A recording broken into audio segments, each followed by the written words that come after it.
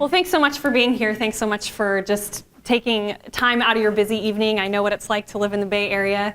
It's busy, there's traffic, there's a lot of other things you could be doing with your time, and so thanks for spending it with me.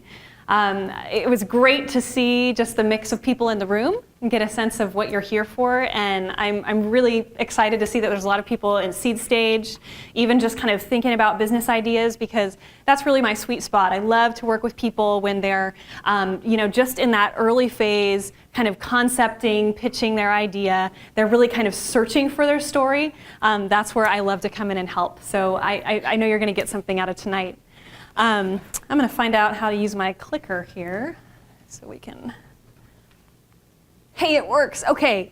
Well, I'm going to skip this mostly because Ha gave me such a great intro, but I do work a lot with startups. Other things that I do sometimes that expands into what I call communication strategy. And really what that means is just establishing foundational messaging for a company. Things like headlines that are going to end up on their website, copy blocks, elevator pitch, taking it really beyond just a presentation form into kind of baseline messaging. Occasionally I do things like what I'm doing here. I do a lot of training, and I love just equipping people with the skills that I've learned over the years. So I do that.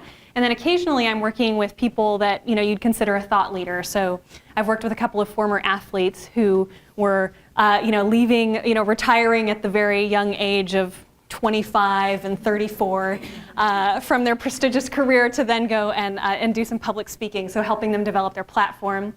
And also with CEOs or people that have their own consultancy principals that are out there doing a lot of speaking. So that's a little bit about me. I have worked with a lot of different companies, and that's part of what I love about what I do. I've worked with people in education, in the NGO space, as well as some of the tech giants here in the Valley, and even done a little bit in cosmetics, which was pretty exciting. So lots of different companies, and of course, early stage startups has really been my focus for the past couple years. So presentations, right? We all know them, we all do them, and this picture for me is like the life of somebody working on a presentation. It's important to us, but it's never actually part of our job description, right? So when do we end up working on them? We end up working on them when we're stuck on an airplane for 4 hours, or we're commuting on Caltrain on the drive home. And I've just kind of made a habit now of sometimes, you just kind of glance, as you're walking by someone on the airplane or on the train, and 9 times out of 10, what's open is PowerPoint or Keynote or Google Slides, and they're shuffling some things around and getting their slides ready for whatever kind of speaking they're doing. And I think it's telling of 2 things, that number one, it's expected of us that we do presentations. It's kind of a reality of our world, any kind of role you have in business for the most part. But it always falls really low on the priority list. It's never something we even maybe work on in our 9 to 5. And especially for people in the VC world in the startup world, where you've got, that's part of what's going to get your company sold. And yet it's really, really hard to justify. Should I be working on this presentation right now? Which is why we end up working on it in the cracks. So Ha mentioned that my husband is in venture capital. And when I asked him about the importance of storytelling, here's what he said to me. He said, well, it's important because VC is really frothy right now. And then, as I often have to with him when he uses this terminology I don't understand, I said, okay, so what does that really mean? And don't worry about that. It's just my daughter having a really frothy vanilla steamer with her dad. But here's what that means for someone that you're going to go to pitch. Last year, he looked at 550 companies. This year, he's going to end up looking at 850 companies, is what he anticipates. And a lot of those companies are working in similar spaces and have only slight differences. So how does somebody make a decision?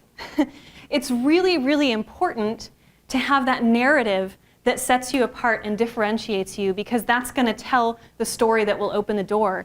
And in terms of how many doors open, of those 850 companies, about 10% he'll take a call or a meeting with and ultimately end up investing in 1%. And maybe Ha can say like, yeah, that sounds about right. But he's talked to others, and this is just kind of the reality of being an investor, is you're seeing a lot, you're hearing a lot of pitches, And the pitches that stand out, that first thing out of the gate is that opening narrative, right? So your story is not everything, but it is absolutely critically important. And Ben Horowitz at Andreessen Horowitz says this, that the company's story is the company's strategy. And I think that's actually a really good reframe for us, this idea of story being strategy, because maybe it will help us prioritize it on our list of things that we need to do. It's easy to, story feels a little bit soft. It feels a little bit like something you do in your free time or with your kids in the evening. It doesn't necessarily feel like a very businessy thing to do. But when you reframe it as that's actually your business strategy, then suddenly it has more meaning to it. So here's what we're going to cover tonight. And while we're doing that, I'm just going to get this thing running too.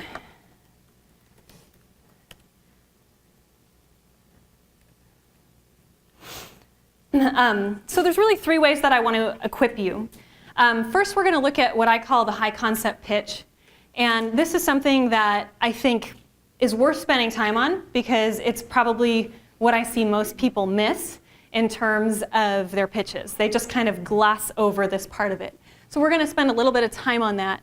Then we're going to look at a lot of different creative prompts that you can take from here and use for idea generation as you start building your story. And all the prompts I'm going to share tonight are things that I use in workshops and working sessions with founders and people that are working on business ideas. So it's all legit stuff. And then we're going to talk about how you take all that content that you're going to generate and arrange it in a persuasive narrative to really build out your full pitch. So let's get started with the high concept pitch. So first of all, what is the high concept pitch? Well, it's typically, people would call it your elevator pitch. It's 2 to 3 minutes in length. Importantly, it can live on its own. If that's all you got, people can get it from that 2 to 3 minutes. And the real goal of what you're trying to do with that high concept pitch is get someone to say, yeah, that's absolutely true. That's right.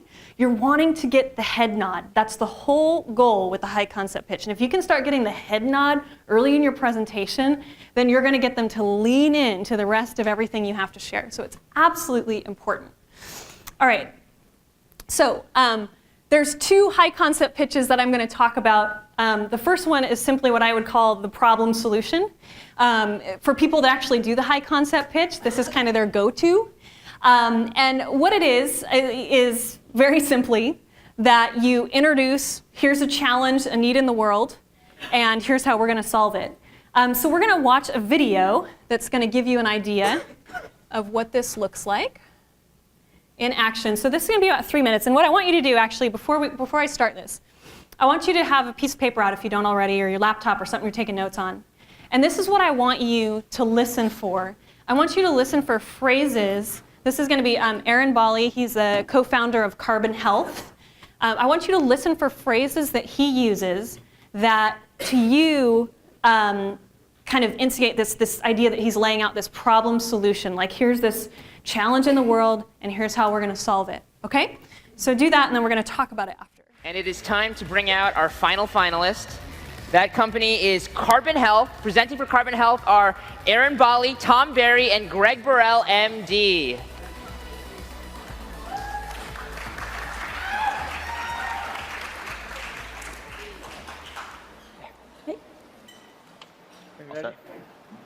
Hello, TechCrunch. My name is Aaron Bali, and I'm the founder and CEO of Carbon Health. With me on stage are my co-founders, Tom Berry and Dr. Greg Burrell. As crazy as it may sound, we are building a healthcare system from scratch. Let me tell you why. 8 years ago, I moved from Turkey to Silicon Valley to start a company called Udemy. Today, Udemy is the world's largest marketplace for online courses. I was lucky to witness how a seemingly undisruptible market could be transformed with the power of networks. But a few years ago, something moved my attention from education to healthcare. My mom had a rare disease called neurosarcoidosis. And going from doctor to doctor with hundreds of pages of documents and desperately trying to tell her story, I started building a fresh perspective at healthcare. My mom recovered, which is great. But since that day, I have been imagining this system where all doctors, nurses, pharmacists, labs across the country can collaborate to give the best possible care to their patients. Almost like everybody is a part of one amazing hospital. Almost like world's largest hospital.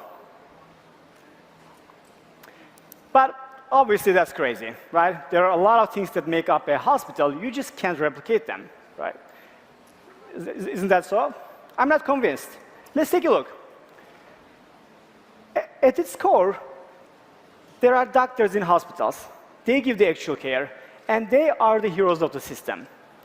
The hospital itself is mostly an administrative layer that handles things like registration, billing, and shared access to medical records. Turns out, you can replace most of these things with technology. And just like Udemy became world's largest school, and Airbnb is world's largest hotel network without owning any buildings, and Uber is world's largest cab company without owning a single car, we believe that world's largest hospital won't be about buildings. Instead, it will be a ubiquitous technology platform that connects us with our doctors. And that's exactly what we are doing at Carbon.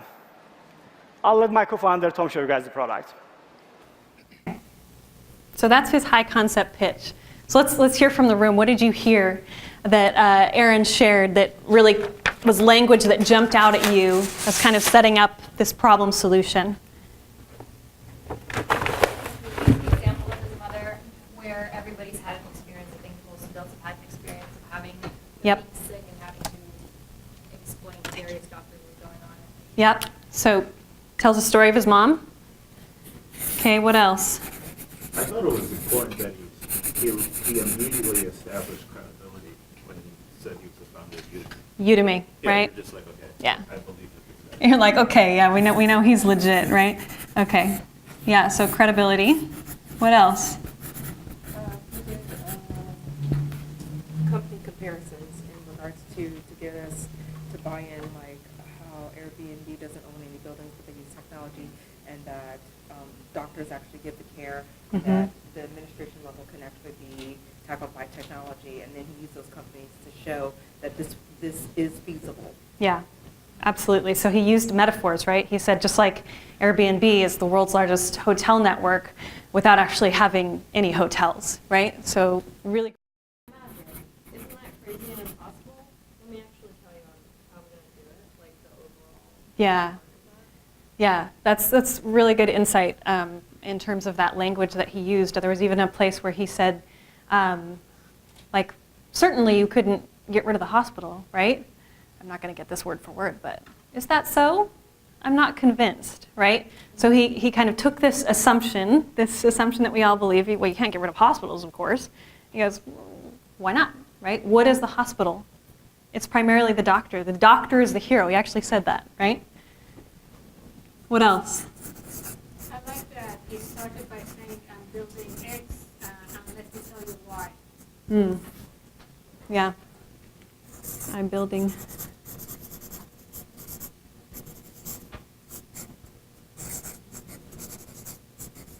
Yeah.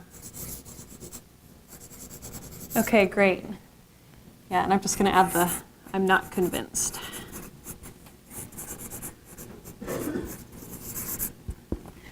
So you guys really keyed in on everything. Any other thoughts before we keep going? Some of that language? That's exactly what I wanted you to capture from that, right? That's what problem solution sounds like.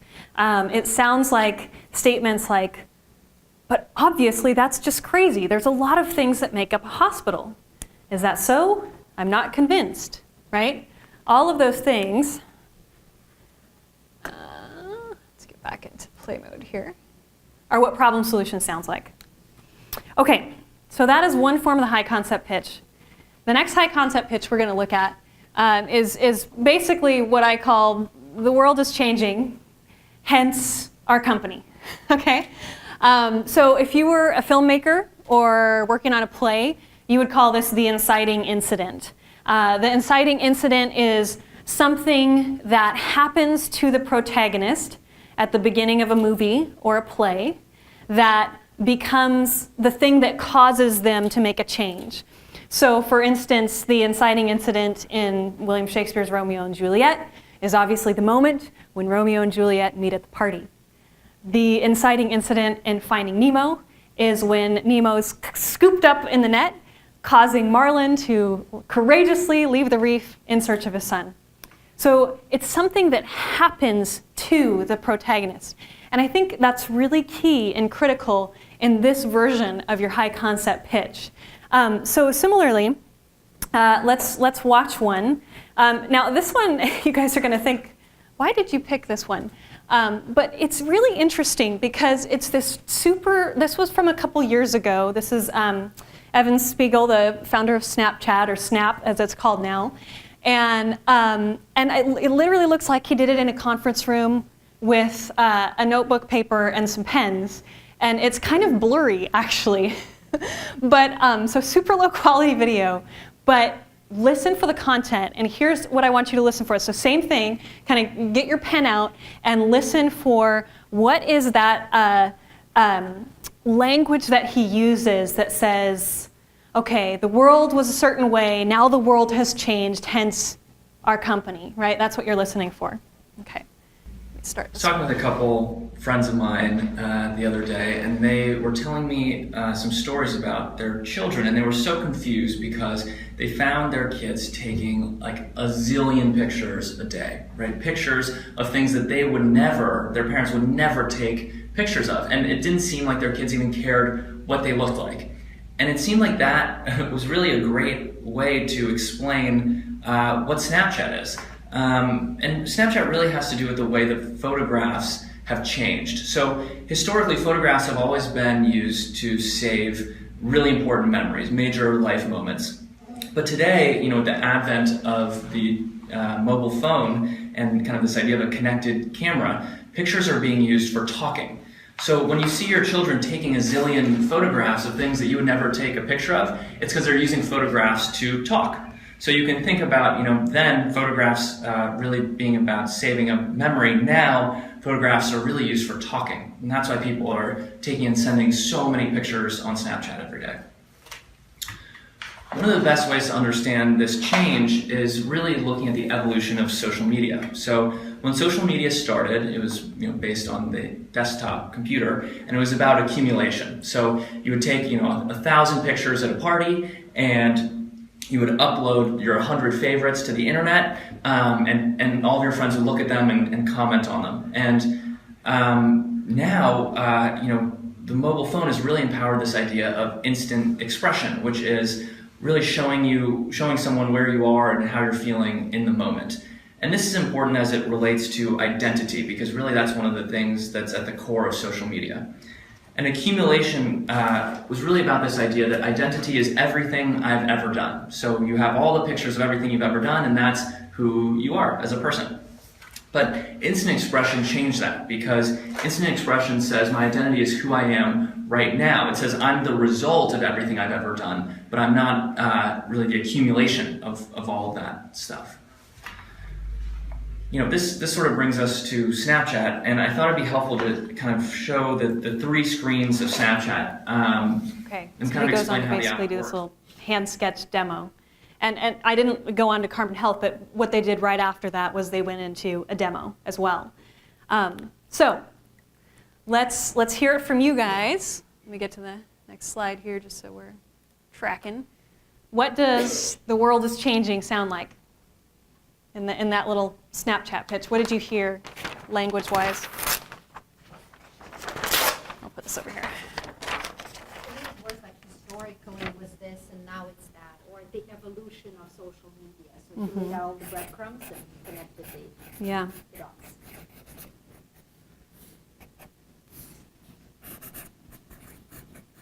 What else?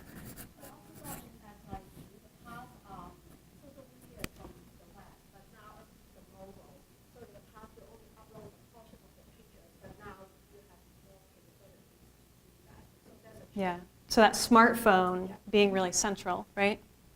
Mm-hmm. You also made the point about how parents were confused, like Uh-huh. And he kind of explained, how the context has changed. Mm-hmm. So, sort of talking about this is what it was, Yeah. and people are confused, Yeah. and that's how it's changing. So changing behaviors around photos, right? Yeah. Mm-hmm.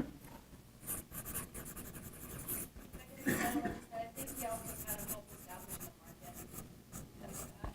Yep. By saying like this is for this type of individual to represent their identity this way. Absolutely. Yeah. Right. This parents don't understand it. Kids absolutely embrace this. What else? If I can expand on that. So Yeah. He's talking about things in a linear form. He started about how pictures actually evolved, how pictures became like moments, and now they're actually into how that person thinks of this moment using the generation gap in regards to that. So historically, how pictures were perceived as like moments of memories and how we use and how that evolved into Yeah. identity and impressions. Yeah. So they went from memory, right? Memory capture to identity. Like moment captures. Uh-huh. Right?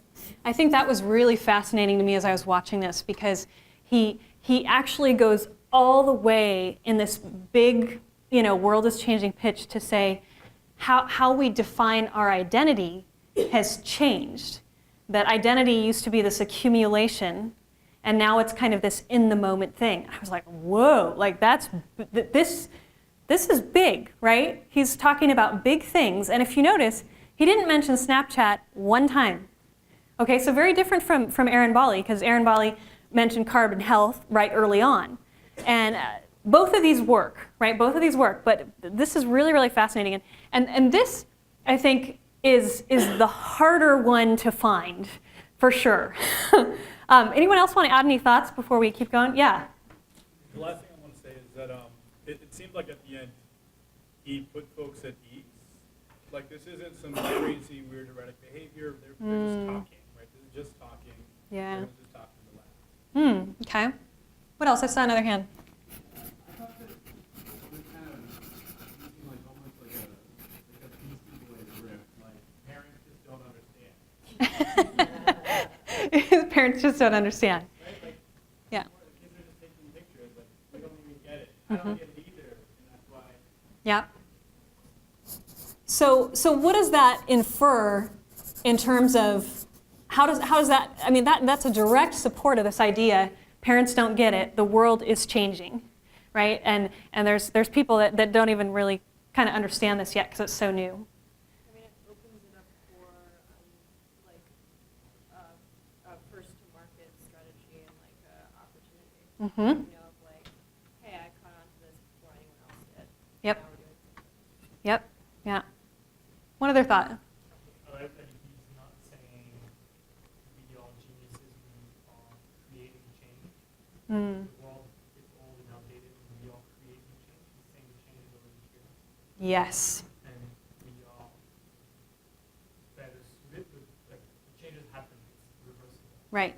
So he's taking, so it's exactly, I picked the big globe and then the little flag, and that's exactly what I was trying to express with that idea, that this high concept pitch is saying, this is all happening in the world, and so Snapchat, right? This is all happening with photos and with identity and with social media, and so Snapchat, right? And so that's the high concept pitch that he's using. So that's the world is changing high concept pitch.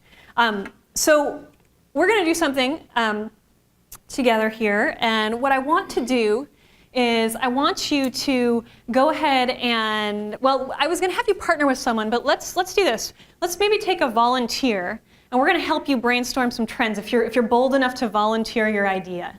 So what I want to do is I want to start uncovering what are some trends that make it an appropriate time for your company or your business idea to be birthed. Is anybody brave enough to do that? All right, come on up. All right, now what's your name? Tarzine. Tarzine. Hey, Steph, good to meet you. Tarzine, I'm going to give you the mic. Oh. We'll get to the mic so that we can go on video. Oh, good, yeah. Oh, well, at least. Well, I'll just stand close to her. Or I can project. I think it's for the camera specifically. But why don't you take a minute and just tell us about just kind of your 30-second company. What's your company and business idea? So my business idea is my company name. Oh, first I'll start with my name. My name is Tarzine Jackson. That's Tarzine. And the name of my company is named Black Asian. That's black-asian.com. And what my company does, it's a social impact company. And my target demographic is people who identify with 2 or more races, parents of different ethnicities who have a biracial child, and minorities. The reason why I started this company is because I am a parent of a biracial child. My child is half African American and half Chinese. And I struggled with a lot of issues in regards to finding things about Chinese culture and how to integrate that and seamlessly into teaching my daughter about that. And then I noticed that there was a lot of parents that have biracial children, and how do they integrate those 2 cultures into one, and how do they talk about their children about identity and which box to check. Do you check Chinese, or do you check Black, or do you check other, and how does that feel, and how others treat you? So what we have is a resource basically that has articles, a podcast, and videos, and also infographics in regards to quantitative data that consumers can consume, and then we do original content. Okay. So is it kind of like a content-focused company Resource. Content-focused resource. Okay. So now that you've heard a little bit about Tarzine's company, what's the name of your company, by the way? Black Asian. Black Asian. That's right. Sorry. So what trends? What's happening in the world that you see that is part of her world is changing pitch?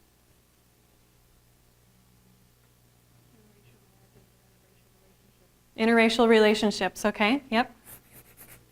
And you probably even heard some of this in her pitch, right? What else? There's a lot of racial tension in America with our new president. Yeah, lots of racial tension, right? What else?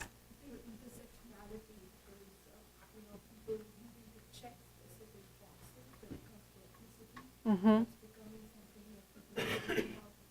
Right.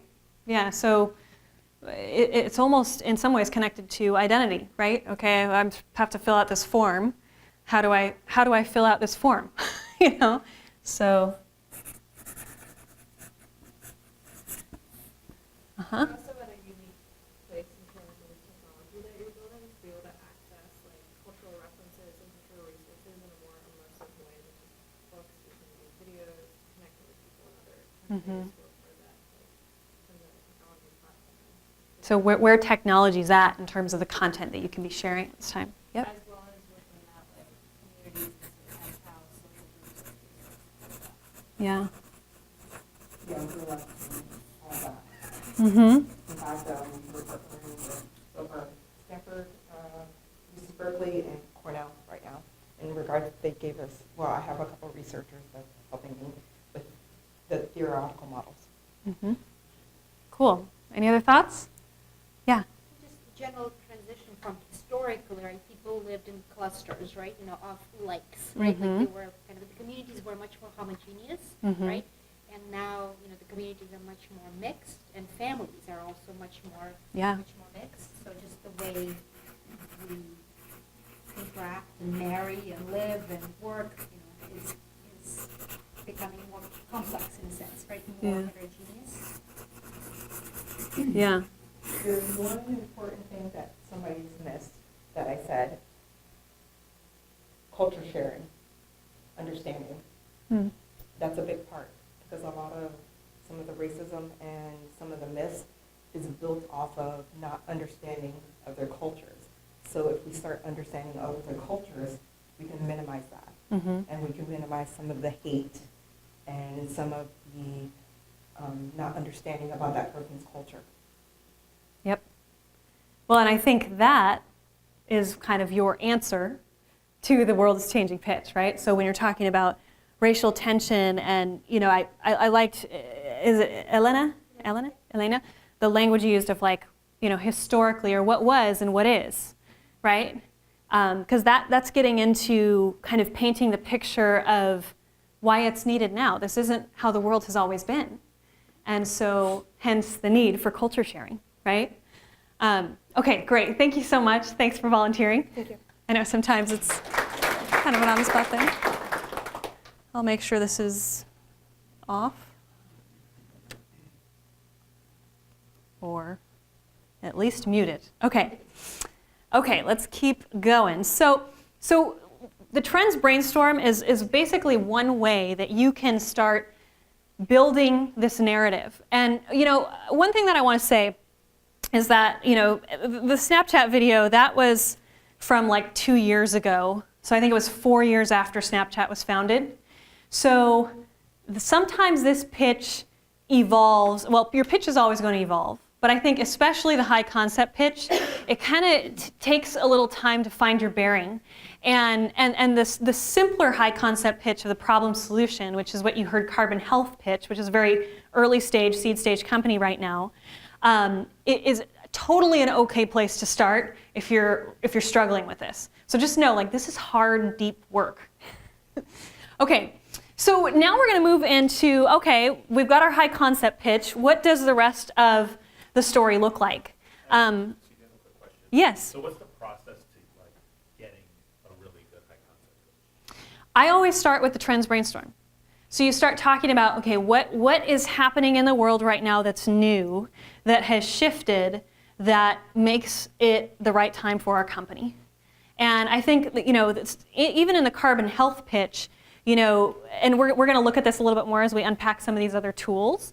It is still about this is a challenge that the world is facing. His is more like, I'm going to present a problem versus like, here's what's changing culturally and socially with how we interact.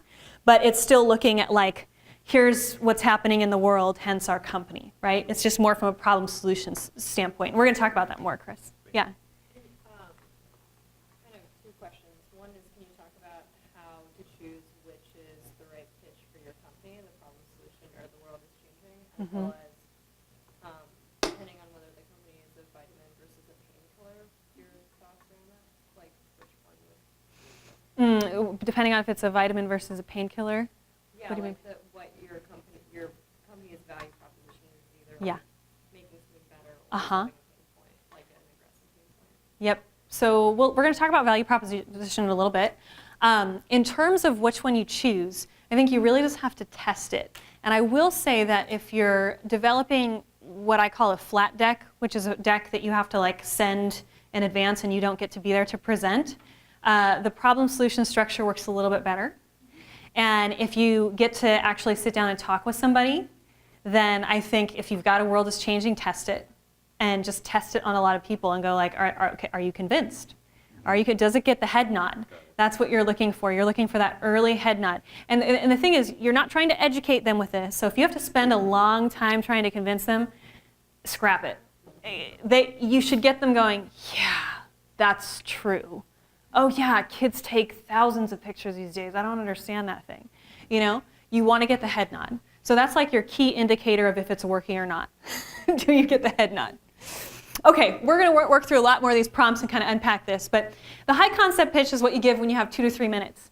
A lot of times you might have 15, 20 minutes. You might be in a more formal pitch setting. And that's when you're going to want to unpack it more. So we're going to start looking at what does that look like. So there's a lot of great resources out there that are going to give you this list of what they want to see in a pitch. This is from Get Backed. It's a book that I like and I reference. Pitching Hacks is another great resource if you haven't heard of it. They give you same thing list, more or less the same thing that Get Backed has. And then Sequoia Capital has this article that also provides what do we want to see. This one I like in particular because they actually go in and be a little bit descriptive on what do they mean when they say market sizing. So all of these are great reference points. I honestly use these almost as like a final checklist. So I don't start with them. I just kind of go, all right, did I get everything they're looking for? So instead, what I start with is really five questions that I'm trying to answer that I know are in every investor's mind.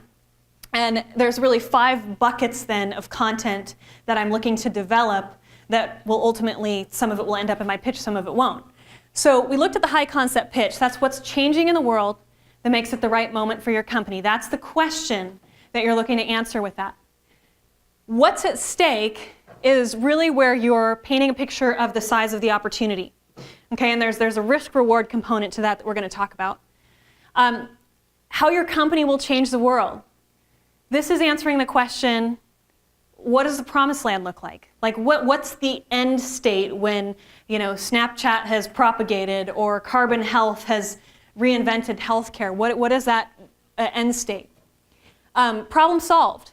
How does your product solve a key customer pain point, right? How does it actually address something that people are struggling with? And ultimately evidence, why you and not somebody else in the frothy world of VC? Why you? What really sets you apart? Okay? So we're going to look at each one of these in detail. We've already looked at the first one. We're going to start with the next one. And with each of these, I'm going to give you a prompt that you can use. And I love prompts, I mentioned it before, because it's as simple as getting out a whiteboard or some sticky notes and just doing it. And a lot of times we don't work on our story because it feels overwhelming to think about working on a story. But if you just start going, oh, I'm just using this prompt to come up with some ideas, then suddenly, the creative juices start flowing and you don't feel like I have to get this perfect, okay? So what's at stake? What's the size of the opportunity? So what you're looking for here is you're looking for risks and you're looking for rewards. So this is a simple prompt you can use. It's still a T-chart, And here's the question you're asking yourself. You're putting yourself in the shoes of the investor that's hearing your pitch, and you're saying, okay, where are they going to look and poke holes and resist my message? That's your risks. And where is the potential reward for them? So I just created this one really quick on my knowledge of just guessing around Carbon Health. Okay? So what are some of the potential risks an investor might consider when investing in a healthcare company?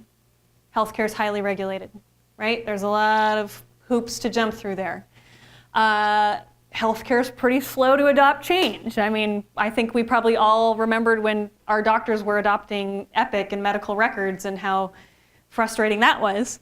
And in some ways, they're not incentivized to make change. They've got this steady stream of income coming from insurance companies. I mean, this one, maybe it's changing now with some of the different healthcare laws, but to some extent, there's not a big incentive. Now, on the reward side, for an investor, it's a big industry, a really big industry. There are a lot of outdated methods that need to be replaced, right? It's an industry really in need of innovation, definitely in need of cost control measures. And for all of us, including an investor, it's a pain point with which they can identify. So if you think about the story of Aaron's mother and having that illness, we all have a story like that in our own family. So, so that's the risks rewards piece. So I want you to just take out a piece of paper, and I'm going to give you guys just like a minute or so, but I want you to start thinking about your audience, and just do this individually. Just sit down and think about some of the risk rewards that might be in the mind of your audience.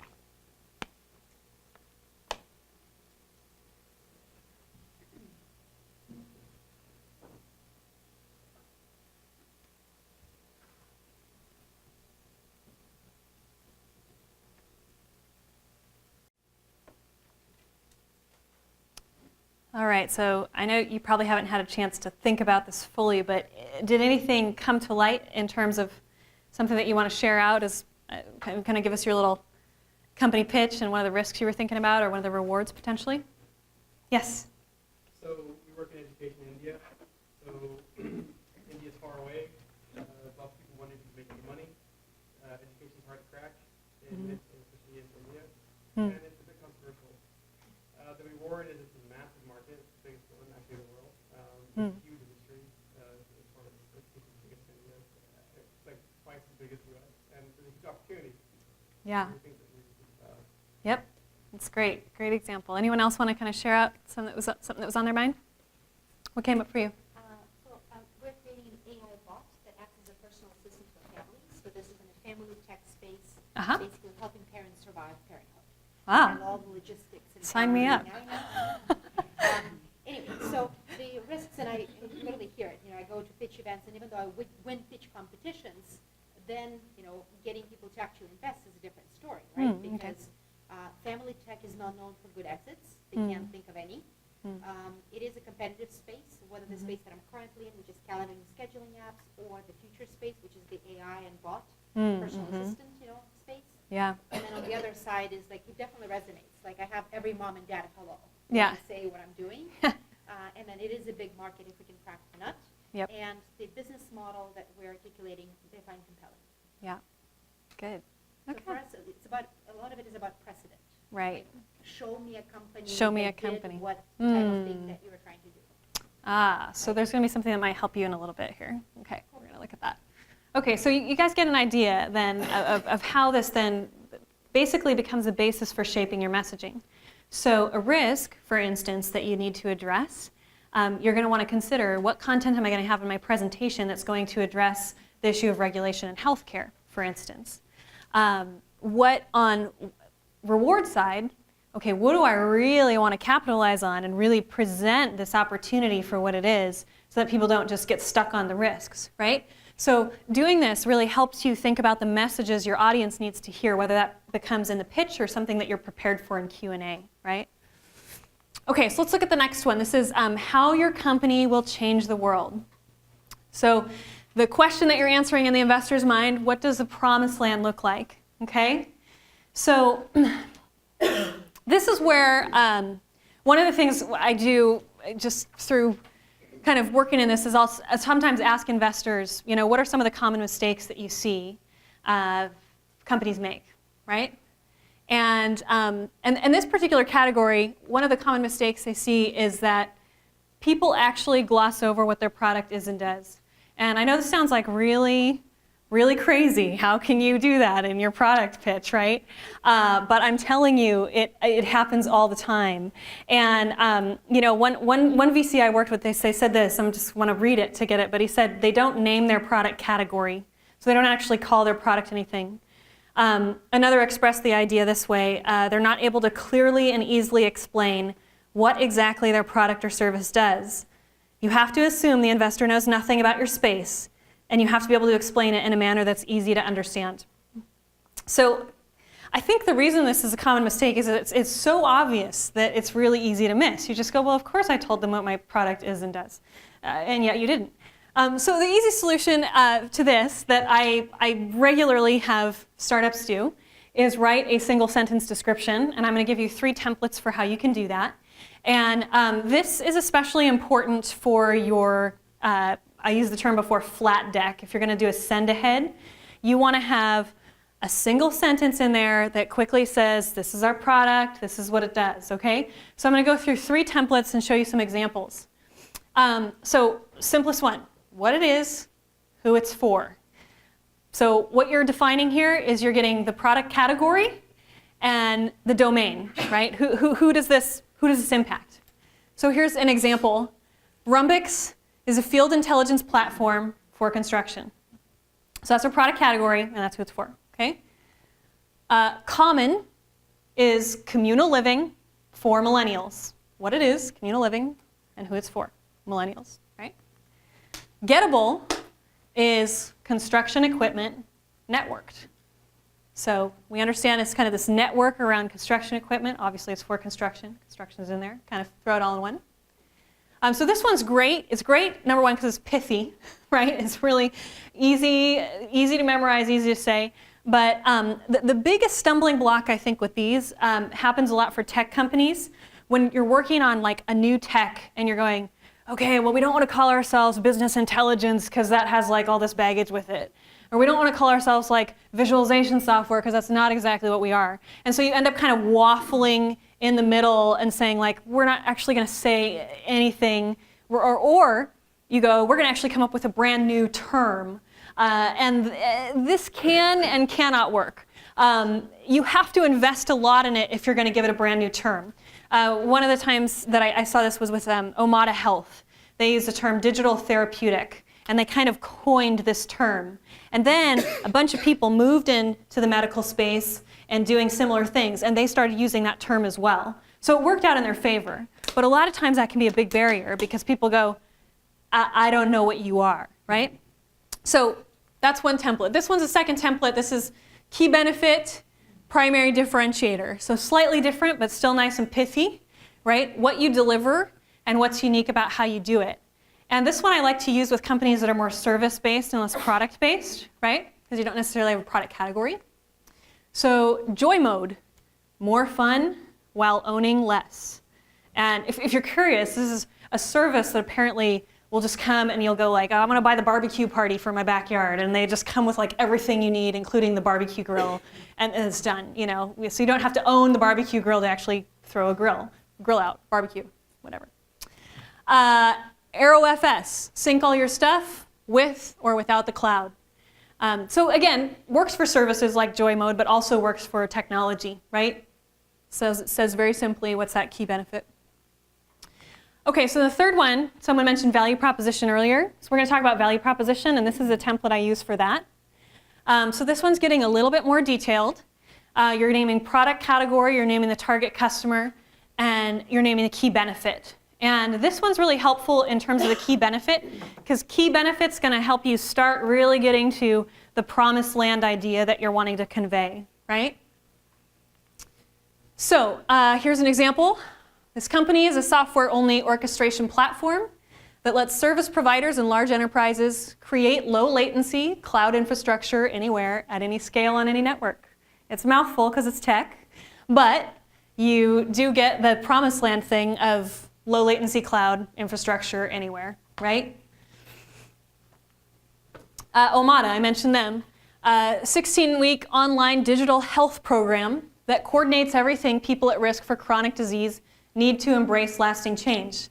Embrace lasting change is their promised land, right? That's how they're going to change the world. What's interesting about this one, I mentioned that they use the term digital therapeutic as their product category. They chose to leave that out of this value proposition statement on their website. And that I thought was fascinating to me because even though they were using that in their pitch and trying to build up some terminology that this is this new kind of product in the health space, they left it out because they knew it would be a stumbling block. That's my best guess. Here's another one. This company is a real-time analytics platform that makes asking questions of your data as easy as having a conversation. So promised land, you're going to be able to feel like you're just having a conversation with your data, right? That's the dream, right? So all of these are getting to how that company, how that product will change the world. Okay, so any questions around that? Yes? What do you think of the X for Y, Uber for dogs? That? Good question. I wouldn't use Uber because that one's overused. Uber is definitely the most common, metaphor right now. But I think it can be really helpful, like the way Aaron Bali used it, right? He said, just like Airbnb is this without that, and Uber is, the world's largest taxi company, really, without owning a single taxi, we're going to be that for healthcare. So I think if it actually works, use it. People do this all the time in movie making. It's kind of your pitch, it's like Jaws, but on an airplane, People do it all the time, but don't, how does that work, right? Yeah, snakes on a plane, yeah, exactly. So exactly.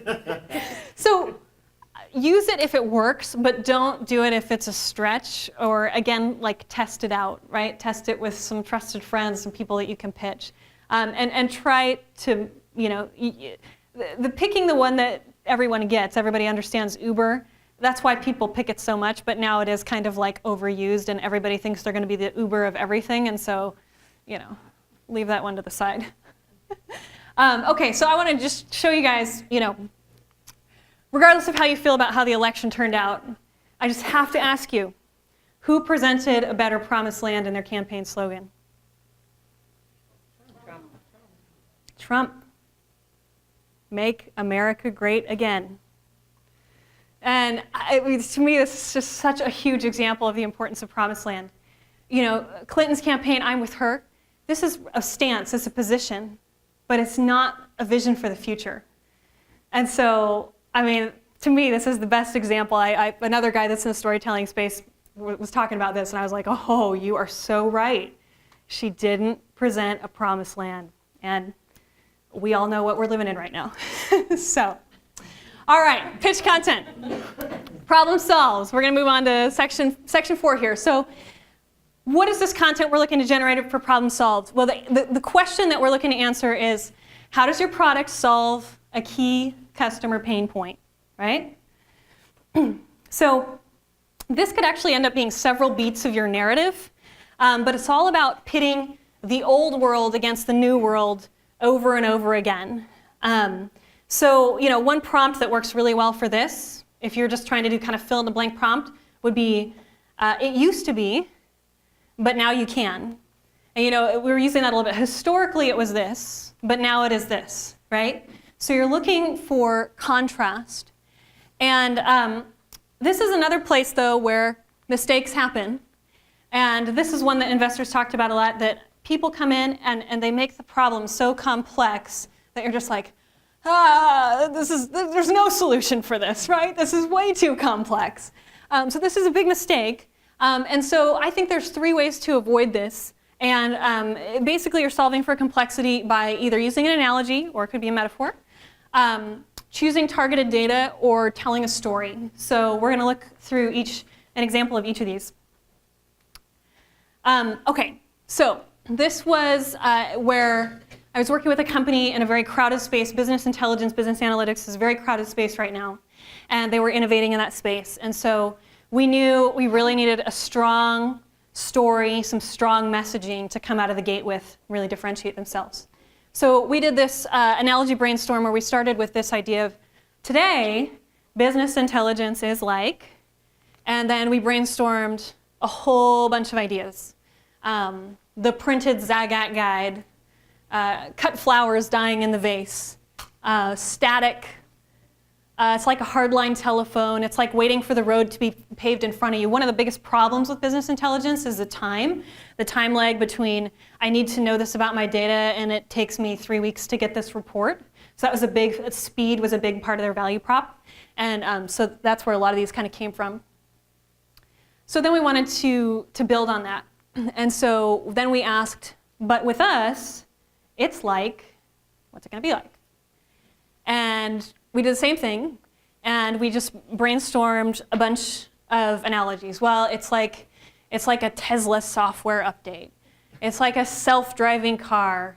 It's like Yelp on your phone. It's like autofill on Google. It's like GPS with predictive notifications. It's like having TiVo or DVR. Some of these are lame, right? Some of them you go, I wouldn't use that.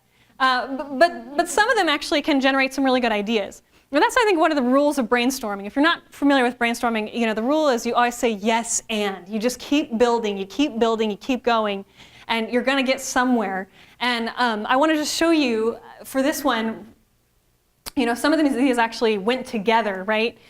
So for instance, GPS without traffic updates and GPS with predictive notifications. But ultimately, the one that inspired some of their final messaging was one that you already saw in the value prop. We make asking questions of your data as easy as having a conversation. And I don't know if you caught it, but on Today, BI is like, one of them was having a conversation with a mime. So we actually took that and flipped it, and we got this really great language that we really loved, and we found was really resonating with people. All right, let's keep going. Okay, we're going to talk about hard-hitting stat, okay? So people love data, people love stats. They really do help tell a story. I do recommend you have them in your presentation, but use them sparingly. Pick the hardest hitting one. So in this case, it's actually a client of mine. We wanted to tell a story of productivity problems in construction. And so we picked this stat: 98% of construction mega projects incur cost overruns or delays, to talk about the problem inherent, right? And then we picked the second stat to kind of double click on what's actually causing that cost overrun is this 50% slice of their budget that nobody's innovating in. So there's a lot of people innovating in construction around like telematics for materials and equipment. There's not a lot of people that are trying to tackle how do you actually manage labor costs. So those were kind of the two stats that we picked to really kind of pit this story of problem solved, right? Okay, we're going to do one more video. And this one, so this is the tell a story, right? So we talked about 3 ways to make your problem really simple for people to understand. So this is an example of telling a story. This is Remitly. They are a global remittances company. This video is from probably 3 or 4 years ago, so pretty early on. I think they're pretty late stage now. And let's see if I can get it to work.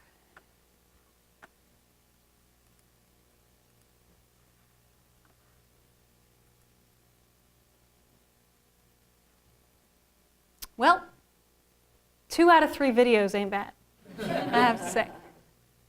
Well, I'll just tell you the story.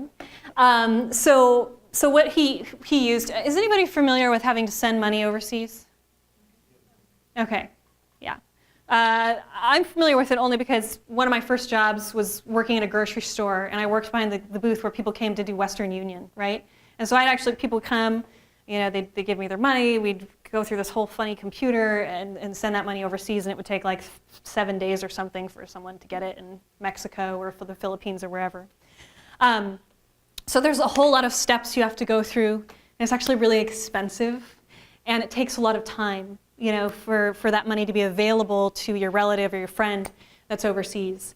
And so, so they went through this whole story of this woman who is sending money to the Philippines, and what that process was like for her, and how many steps of communication and prep that it took her to actually do that. And it ultimately just set up the problem for the customer point of view. And for Remitly, part of their value proposition was being the most customer-focused remittance company. It's still really part of their value prop. And so that part of it, telling the customer story, was so key for them kind of setting up the problem-solved piece. Okay, any questions on problem solved?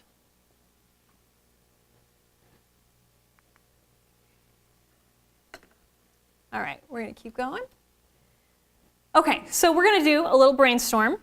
And for this one, let's actually, why don't you like partner up with somebody, maybe, you know, find the person next to you or in front of you. And one of you offer your business idea to the analogy brainstorm. So take those things and then build on them as you go out from here. You know, a lot of times you'll start with something and you go, yeah, I'm not a big fan of that, but it actually inspires another idea. So put it on your wall, come back to it, build on it, and see what kind of life it has on it. Okay, so we're going to talk about this final bit of pitch content, evidence. Why you and not somebody else? Now, this is another place where people make mistakes, and I think, honestly, the reason people make mistakes is that, you know, if you saw those checklists, you know, Sequoia, pitching hacks, evidence is not a word on their checklist. They use the word traction. And traction makes you think, oh, I gotta have like numbers, I gotta have users. And so what happens is you make this mistake of actually fluffing your numbers. You're like, well, you know, I think we're gonna be here in about 6 months, we're gonna have this many users, this many customers. And all the investors I talk to are like, we can see right through that. Don't do it unless you can really, it's defensible traction, true traction. And so I just like to redefine it and call it evidence, because when you think about it as evidence, it suddenly opens up a whole range of possibilities of why you and not somebody else. And when you're early stage, you're not going to have the user numbers, the revenue numbers necessarily to tell a traction story, but you can tell a lot of other stories around why you. You can talk about quotes from important people. Don't belittle that. I mean, if somebody says something about your product that's significant, and they're significant in that space, that's worth having.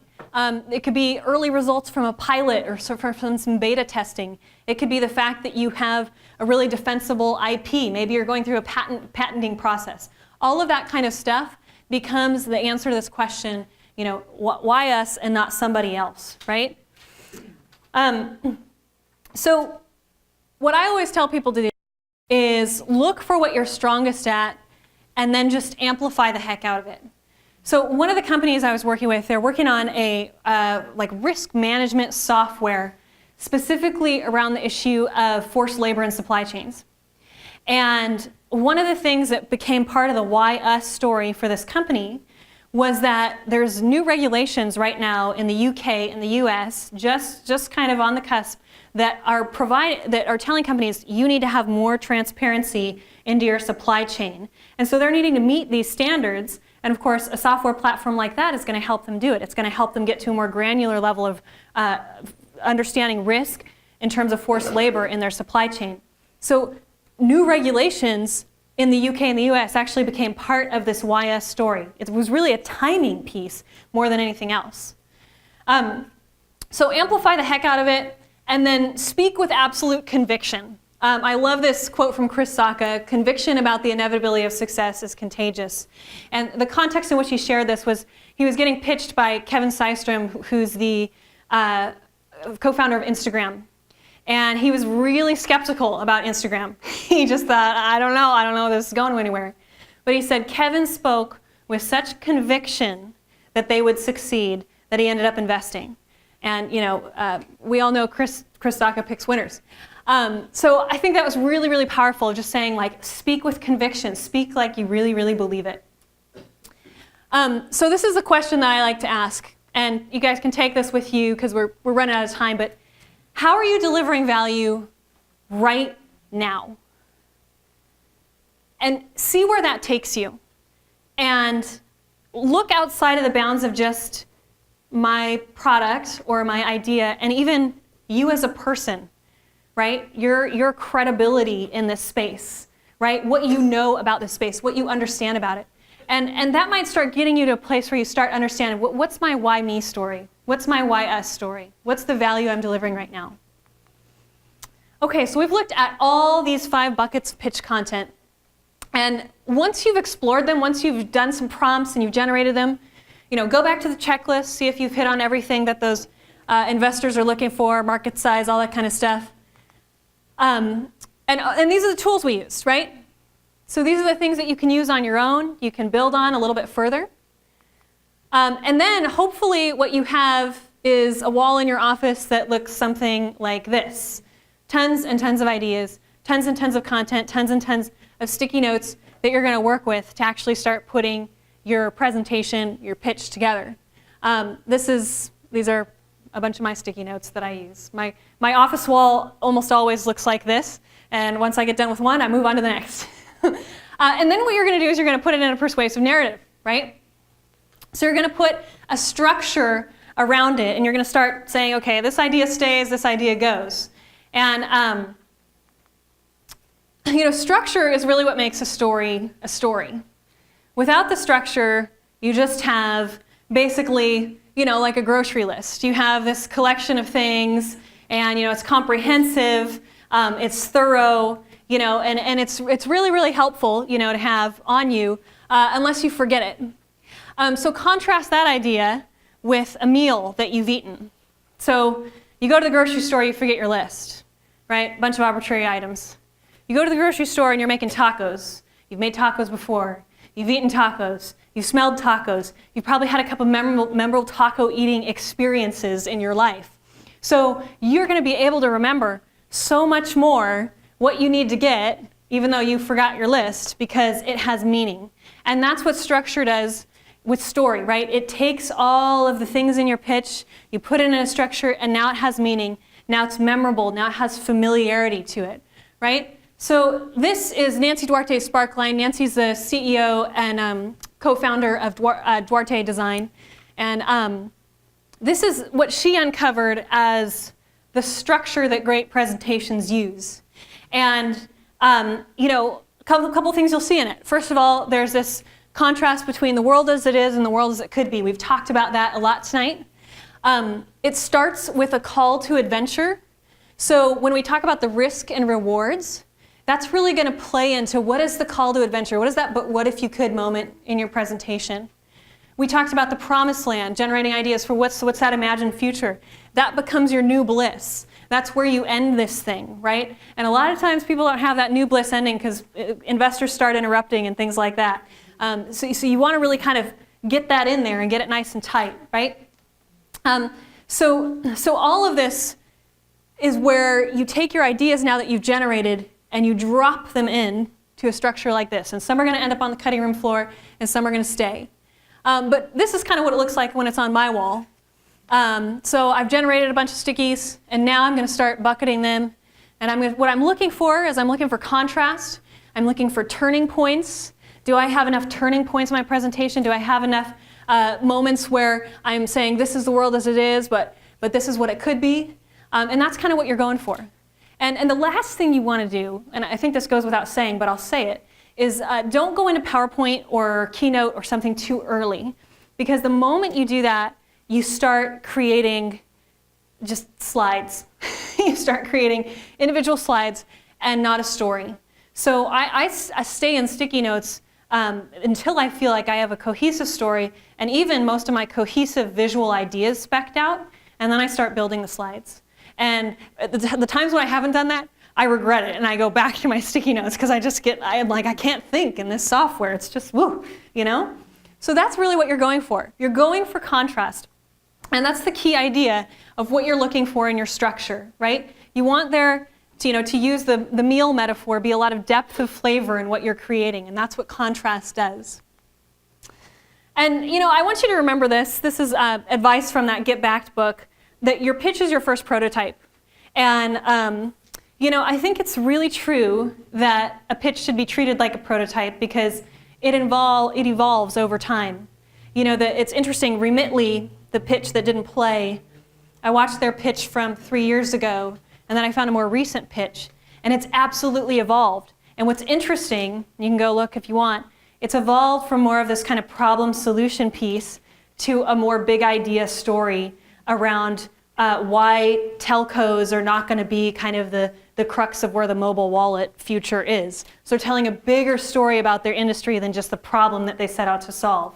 And so you see that natural evolution, and that's going to happen in your presentation as you develop it. So, final point to drive this home. This is the first read aloud book I did with my daughter.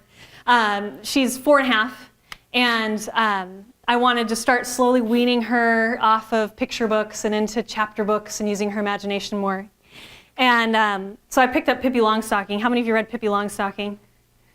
Yes, yeah. Was anybody Pippi Longstocking for Halloween? I was Pippi Longstocking one year for Halloween.